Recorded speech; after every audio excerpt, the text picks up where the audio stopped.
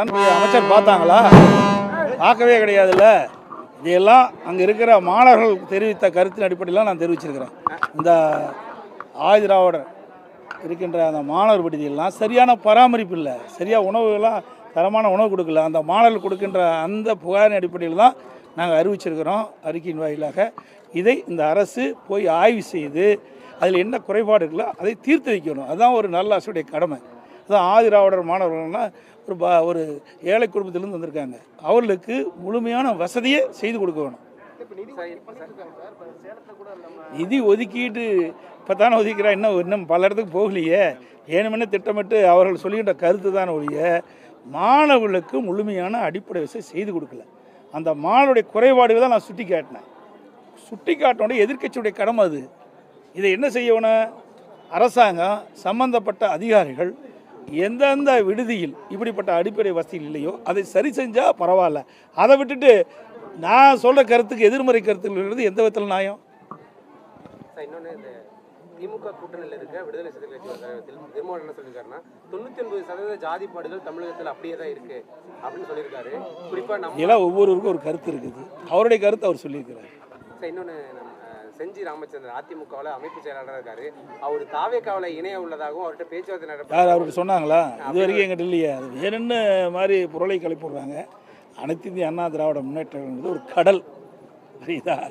இதில் அவர் மாதிரி கிட்டத்தட்ட ஆயிரக்கணக்கான பேர் இந்த கட்சியில் அங்கம் வைக்கிறாங்க, உழைத்திட்டு இருக்கிறாங்க. இந்த அனைத்து இந்திய அண்ணா திராவிட முன்னேற்ற கழகம் ஒரு வலிமையான இயக்கம், 30 ஆண்டு காலம் ஆட்சி செய்த இயக்கம், பொன்விழா கண்ட கட்சி. அதனால் வேணுமெனே திட்டமிட்டு சில ஊடகங்களும் பத்திரிகையில் வதந்தியை கிளப்பிட்டுருக்குது. இது கண்டிக்கத்தக்கது. பரந்தூர் விமான நிலையம் பணி துரிதப்படுத்திட்டு இருக்காங்க, விவசாயிகள் அதாவது அரசாங்கம் அவர்களை அழைத்து முறையாக பேச்சுவார்த்தை நடத்தி அது ஒரு தீர்வு காண வேணும். அந்த மக்களுடைய பிரச்சனை என்ன, அவர்கள் என்னென்ன கோரிக்கை வைக்கிறாங்க, அதையெல்லாம் ஒரு குழு அமைத்து அந்த குழுவின் மூலமாக தீர்வு காண வேண்டும். அதுதான் என்னுடைய நிலைப்பாடு. இன்னொன்று, தொடர்ந்து அரசு மருத்துவமனைகள்லாம் ஒரு சுகாதார சீர்கேடு இருக்குது. அதே மாதிரி இந்த வர நோயாளிகளுக்கு உரிய வசதிகள் இல்லை அப்படின்னு தொடர்ந்து குற்றச்சாட்டு இருக்கு. மருந்து தட்டுப்பாடுலாம் இருக்கிறதா சொல்றாங்க. எல்லாம் ஊடகத்திலையும் பத்திரிகையில் வர செய்தி தான், அதான் நாங்களும் சொல்கிறோம். நேற்றைக்கு கூட பாருங்கள், ஒரு ஊடகத்தில் வந்த செய்தி, கோயம்புத்தூரில் அங்கே ஒரு அது எந்த இடத்துலனா இல்லை இந்த அதாவது இடம் பேர் தெரிய மாட்டேங்குது. அங்கே பார்த்தீங்கன்னா ஒரு துர்நாற்றம் வீசுதா சொல்லி அங்கே ப்ளீச்சிங் பவுடர்லாம் போட்டாங்க. இந்த போஸ்ட்மார்ட்டம் அதில் பார்த்தீங்கன்னா அதில் இருக்கிற கழிவு நீர்லாம் வெளியேறி துர்நாற்றம் வீசுவதாக இந்த ஊடகத்தின் வாயிலாக செய்தி வாங்கியிருக்குது. இப்படித்தான் தமிழகத்தில் இருக்கின்ற பெரும்பாலான மருத்துவமனைகளை இப்படிப்பட்ட நான் ஏற்கனவே இந்த மருத்துவமனையில் இருக்கிற குறைபாடெல்லாம் சுட்டி காட்டினேன்.